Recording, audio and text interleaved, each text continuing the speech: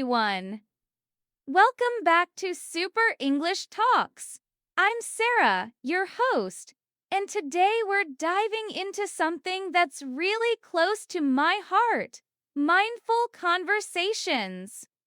You might be wondering, what exactly does mindfulness have to do with English practice? The answer is a lot more than you might think. When we talk about learning English, we often focus on grammar, vocabulary, or pronunciation.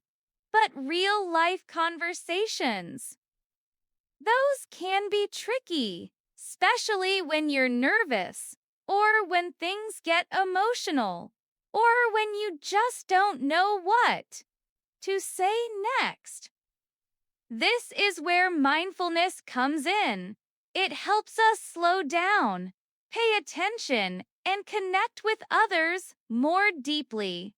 So, in today's episode, I want to share with you how to bring mindfulness into your English conversations. We'll explore how to listen actively, manage difficult talks calmly, and use simple breathing exercises that can help you feel more confident.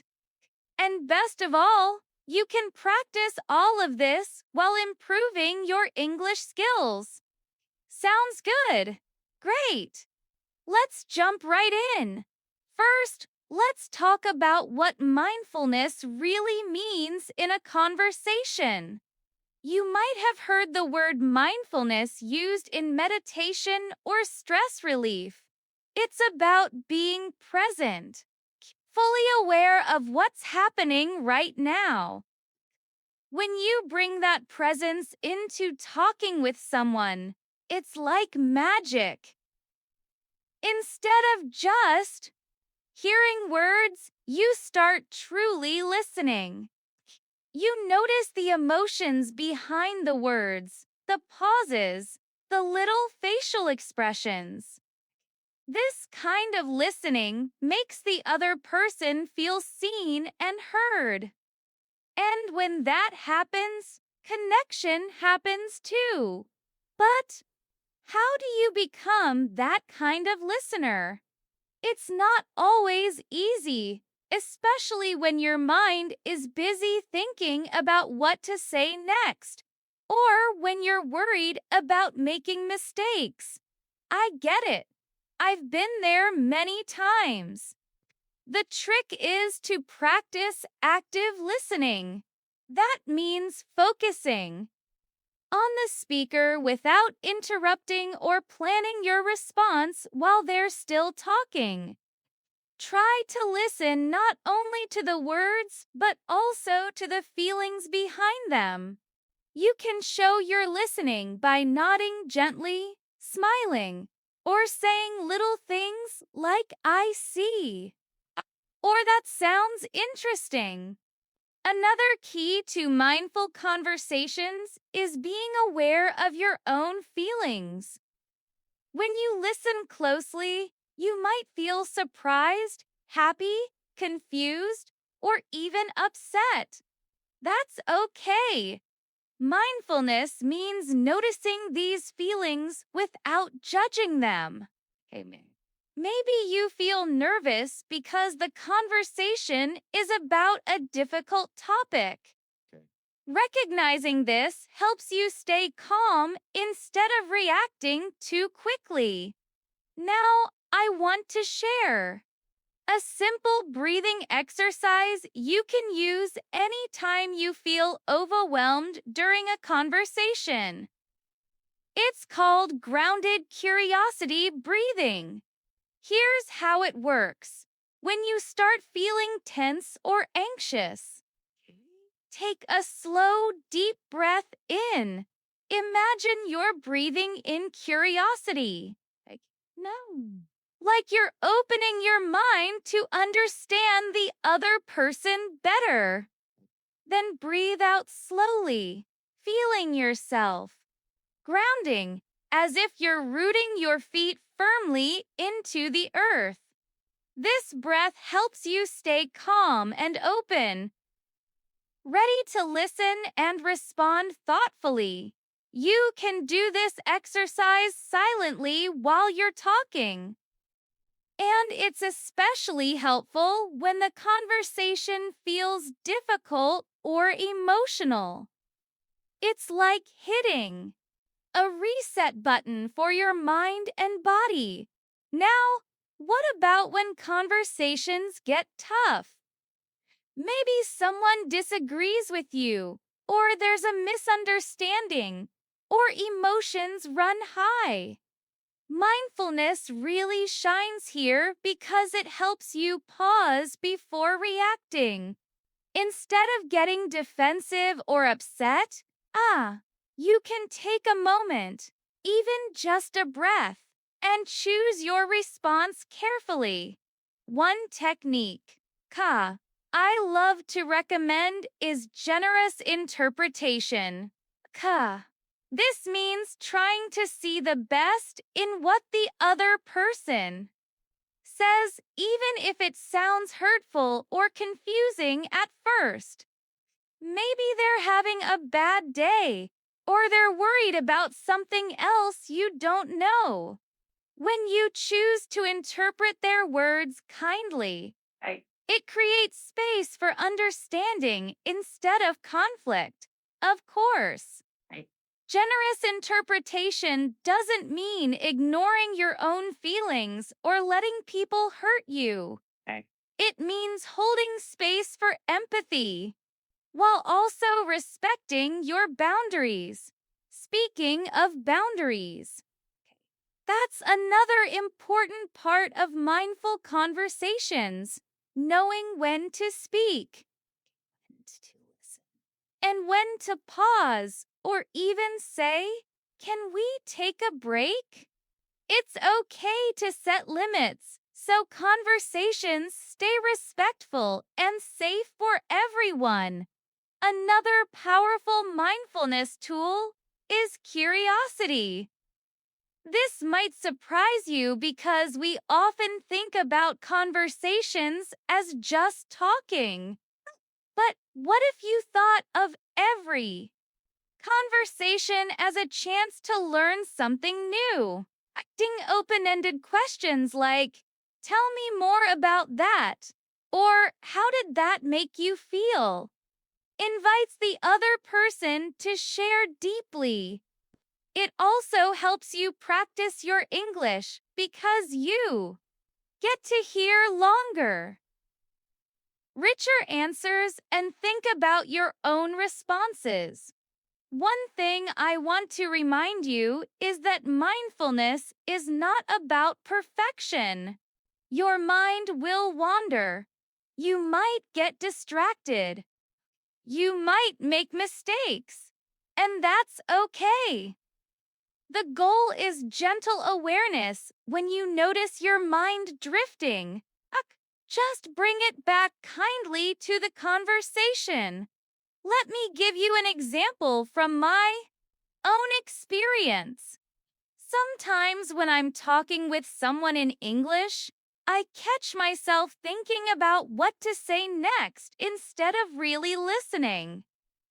When I notice that, I pause, take a breath, and focus again on their words. It's not always easy, but each time I do it, the conversation feels more natural and connected. So, how can you practice mindful conversations every day? Start small. Maybe choose one mindfulness skill to focus on, like active listening or grounded curiosity, breathing. Use it in a short conversation, maybe with a friend or family member. Notice how it changes the way you feel and how the other person responds. Over time, you'll build your mindful muscles. And your English speaking will improve naturally because you're paying attention to real communication, not just words. On a page or grammar exercises, one of the most helpful tools is simply pausing. When you feel a strong emotion, like anger or frustration, try to pause before responding. Even a short pause, just a breath or two, can give your mind a moment to calm down. This pause helps you avoid saying things you might regret later. I know it's not always easy. Sometimes the emotions can feel very big. You might feel your heart beating fast or your face getting hot. When this happens, remember to come back to your breath. Breathe in slowly through your nose, then breathe out gently through your mouth. You can do this quietly inside your head, even in the middle of a conversation. Pausing and breathing helps. You shift from reacting automatically to responding thoughtfully. It's like giving yourself a little gift of calm in the middle of chaos. Another tip is to use I statements when you speak about your feelings. Instead of saying you never listen to me, you can say, I feel sad when I don't feel heard. This small change in words helps keep the conversation respectful and focused on your experience, not on blaming the other person. It invites them to understand you better instead of feeling attacked. Mindfulness also teaches us to notice our body signals during conversations. Maybe you feel your shoulders tense or your stomach get tight. These signs tell you that something is happening inside. When you notice these signals, you can use them as reminders to pause and breathe. Listening to your body is a powerful way to stay grounded and present. Let me share a little exercise you can try at home. Think about a recent conversation that felt hard or uncomfortable. Close your eyes and imagine yourself in that conversation. Again, what did you feel in your body? Where was your attention? Now imagine yourself using one of the mindfulness tools. Maybe you paused to take a deep breath or chose your words with care. Picture how the conversation might have gone differently. This kind of mental rehearsal helps prepare you for real conversations. It builds your confidence and helps you feel more in control. Now, let's talk about something many English learners worry about: making mistakes. It's totally normal to worry about grammar or pronunciation. But when we focus too much on being perfect, it can stop us from speaking freely. Mindfulness encourages us to accept imperfection. It's okay to make mistakes. They are part of learning. When you notice yourself getting nervous or self-critical, try to pause and bring kindness to yourself. Say in your mind, it's okay to make mistakes. I'm learning. This kind of self-compassion helps reduce stress and opens the door for better communication. And guess what? When you're more relaxed, your English often sounds more natural. People understand you better because you're connecting with them, not just reciting memorized phrases. Another useful mindfulness skill is curiosity about yourself. When we struggle in conversations, it's because of fear or old habits. Maybe you're afraid of being judged, or you feel shy. Mindfulness helps you explore these feelings without judgment. Ask yourself gently, what am I feeling right now? Why do I feel this way? Being curious about your own experience helps. You understand yourself better and gradually change how you approach conversations. Remember, mindful communication is a skill you develop over time, like learning to play a musical instrument or riding a bike. It's okay if you don't get it right away. Before we finish today's episode, I want to share a little story with you. A few years ago, I had a conversation with a friend that turned difficult very fast. We misunderstood each other and both got upset. But instead of letting the argument grow, I took a deep breath and said, "Let's pause for a moment." I asked if we could both take a few breaths and then try again. That simple pause changed everything. When we came back, we listened more carefully and asked questions to understand each other better. The conversation ended with a hug and a stronger friendship. That's the power of mindfulness in conversations. It helps us create space for kindness, understanding, and connection, even when things get hard. Exercise 1. The 5-minute mindful. Listening, find a quiet place where you won't be disturbed. Set a timer for 5 minutes. During this time, listen to a podcast, audiobook, or even a conversation around you. Your only job is to listen fully, no planning what you'll say next. No checking your phone. No letting your mind wander. Focus on the sounds, the tone of voice, the emotions behind the words. If your mind wanders, gently bring it back. 5 minutes. Reflect on how it felt to listen so attentively. Did you notice anything new? Are you more aware of the speaker's feelings or intentions? This practice builds the muscle of deep listening, which is essential for mindful communication. Exercise 2. The breath pause next time you start a conversation, especially one that might be challenging. Try this simple technique. Before you speak, take 3 deep, slow breaths. As you inhale, think calm. As you exhale, think release. This quick pause helps you start your conversation from a place of calm and intention.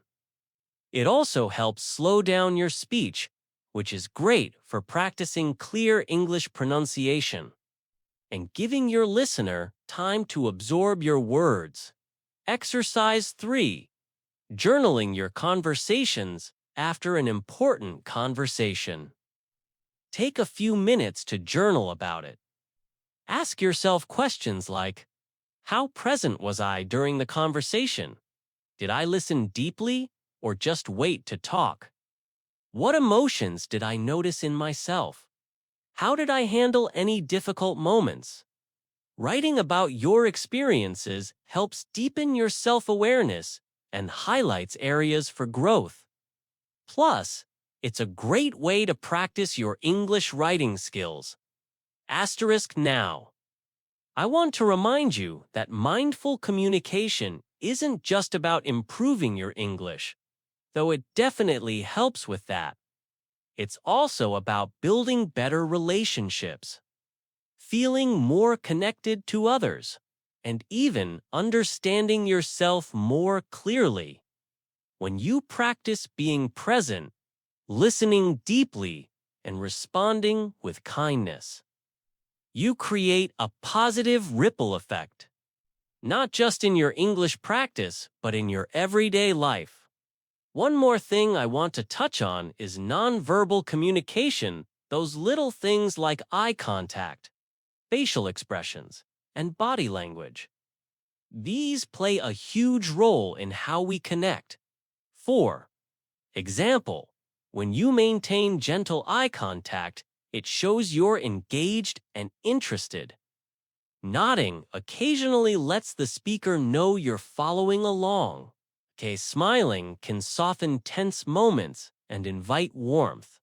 When you're practicing English, don't worry about having perfect body language right away. Start by observing how people around you use gestures and expressions.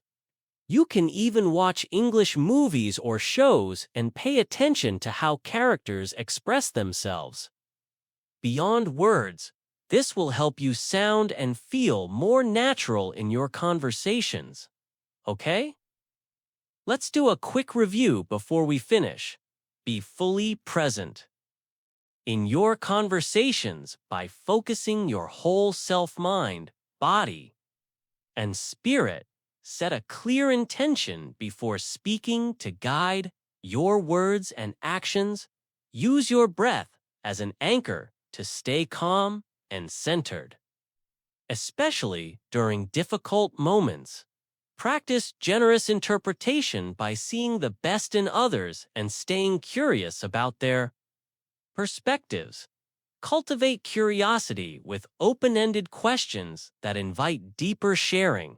Engage in active listening, gently bringing your attention back whenever it wanders. Use I statements to express your feelings clearly without blame. Pay attention to your body language to support your words and show engagement. Remember to be kind to yourself and embrace imperfection in your English and in your conversations. Think about the difference. You've probably had those conversations where you felt like someone was totally checked out, even if they were nodding and making eye contact. It just feels empty, doesn't it? Like talking to a wall. Now, contrast that with a conversation where you felt truly listened to, where the other person was hanging on your every word. It's energizing, isn't it? You walk away feeling validated and connected. This presence is the groundwork for a deeper connection. The art of setting intentions. Once you've cultivated that presence, the next step is to set an intention. Just as you set an intention before a meditation practice, you can set an intention for your conversations. Before you engage, ask yourself, what is my goal here? Am I seeking to understand, to connect, to offer support, or simply to get my point across? That intention becomes your compass, guiding the flow of the interaction.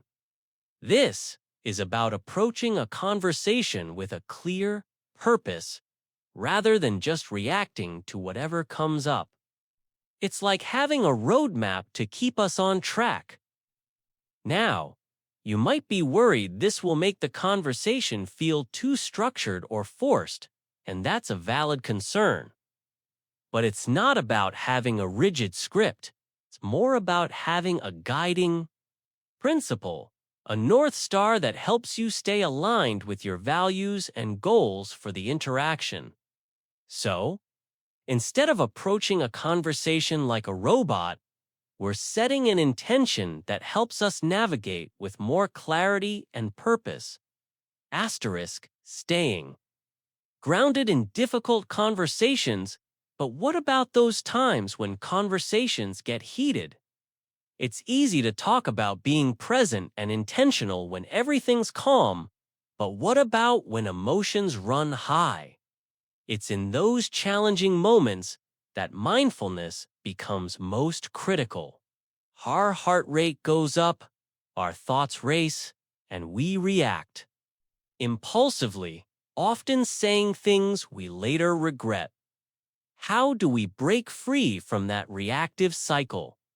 How do we stay grounded and centered when the heat is on? That's where the power of the breath comes in. It's our anchor, our lifeline in those turbulent moments. When you feel yourself getting swept up in emotion, take a few conscious breaths. It sounds so simple, but it can be incredibly powerful. Taking a few deep breaths isn't about shutting down the conversation. It's about giving yourself a moment to reconnect with your body and regulate your nervous system. By slowing down your breath, you're signaling to your body and mind that you are safe, which creates space for a more thoughtful and composed response. So, it's about shifting from a reactive state to a more responsive one. Instead of just firing back with whatever comes to mind, we're taking a moment to collect ourselves and choose our words more carefully. This isn't about manipulation. It's about self-regulation. It's about taking responsibility for our own emotional state so we can show up as our best selves in the conversation. You can even invite the other person to breathe with you, just taking a moment to pause and gather your thoughts together. This creates a sense of collaboration even. In the midst of disagreement, The art of generous interpretation, Evan, with the best intentions and deep breaths. Sometimes heated conversations stem from a fundamental misunderstanding of each other's needs. This is where mindful communication becomes a true art form. Imagine a couple arguing about finances. On the surface, it's about who spent what. But if you dig deeper, you often find that those surface level arguments are masking deeper, unmet needs. Maybe one person feels insecure about financial stability, while the other craves freedom and independence. So, instead of getting stuck in the weeds of who did what, we're taking a step back to understand the underlying emotions and needs. This leads us to a powerful tool I call the art of generous interpretation. It's about choosing to see the best in the other person, even when it's tough. It's not about being naive or ignoring red flags. It's about shifting from a place of judgment to a place of curiosity. Instead of assuming the worst, we ask ourselves, what might be motivating the other person's behavior? What might they be going through that I'm not aware of? This is about giving people the benefit of the doubt and trying to see the situation from their perspective. It's a powerful insight. Next time you're feeling triggered in a conversation, pause and ask yourself, what's a more generous way to interpret this situation? It's like consciously choosing to see the situation through a more compassionate lens, even if it feels challenging. It's about assuming good intentions, even when it's hard. This kind of mindful interpretation takes practice, and it's not always easy. But the more we practice, the easier it becomes. It's about rewiring our brains to see the best in others. Even when it's difficult. Asterisk curiosity and the power of deep listenings. So, we've talked about presence, intention, the breath, and generous interpretation. Another essential tool is curiosity. Curiosity is the antidote to assumptions. So often, we go into conversations with preconceived notions about what the other person is thinking or feeling. This closes us off to truly hearing what the other person has to say. Curiosity helps us to step outside of our own limited perspective and approach conversations with a beginner's mind open and eager to learn. It's about approaching the other person as a mystery to be explored rather than a problem to be solved. This takes the pressure off and allows us to simply be present with what is. One of the most powerful ways to cultivate curiosity is through the art of asking open-ended questions. Instead of asking yes or no questions, which tend to shut down a conversation. Questions that invite the other person to share their thoughts and feelings more fully. Tell me more about that. What's important to you in this situation? How did that make you feel? You're inviting them to elaborate, to share their unique perspective. And that can make all the difference in creating a sense of understanding and connection. This brings us to the most undervalued skill in communication: deep listening. Deep listening is about actively engaging with the other person's words and trying to understand their perspective. It's not just about waiting for your turn to speak. So, how do we quiet that internal chatter and really tune in? This is where mindfulness comes in again. Notice when your mind starts to wander, when you're formulating your response before the other person is even finished speaking. And when that happens, gently guide your attention back to their words, to the nuances of their voice, to their body language. It's almost like a meditation practice, but instead of focusing on our breath, we're focusing on the other person's words and presence. This creates space for deeper understanding and connection. It's like we're saying, I see you. Here. You, I'm here with you.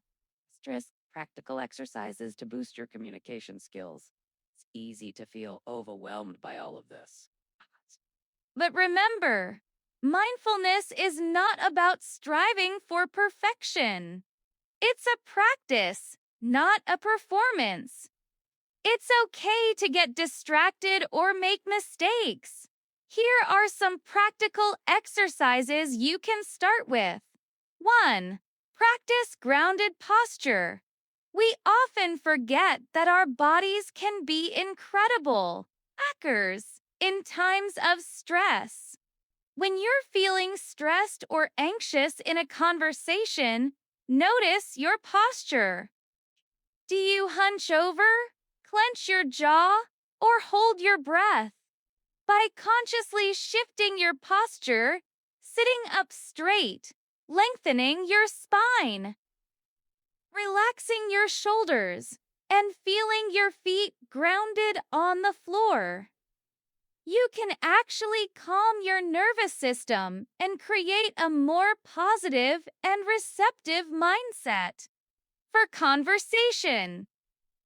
It's like sending a signal to your brain that you're safe and in control. 2. Try grounded curiosity breathing. This breathing technique combines the calming power of the breath with the expansive energy of curiosity. It's a powerful tool for staying present as you inhale. Imagine breathing in a sense of curiosity, willingness to see things from a fresh perspective. As you exhale, feel yourself grounding, connecting to a sense of stability and presence. This gives you a chance to pause, regulate your nervous system, and respond from a more centered place. It's like hitting the reset button before things escalate. 3. Start small with one technique. Don't try to overhaul your entire communication style overnight. Choose just one of the techniques we've discussed today, whether it's paying attention to your posture, practicing grounded curiosity, breathing, or cultivating generous interpretation, and commit to practicing it for just 1 week. Practice. Notice how it impacts your conversations, your relationships, and your overall well being. Attention to those subtle shifts in your energy and your sense of connection with others. I hope you're feeling inspired to bring mindfulness into your English speaking practice. It's a wonderful way to not only improve your language skills, but also to deepen your human connections. This journey of mindful communication is an ongoing process of self-discovery and growth. It's about recognizing our shared humanity and approaching each other with kindness and understanding, even when things get tough. Thank you for joining me on this deep dive. What's one of these techniques you're going to try this week? Share your thoughts in the comments below. And if you enjoyed this episode, please give this video a thumbs up and subscribe to Super English Talks. Until next time, keep exploring, keep connecting, and keep diving deep into the things that matter.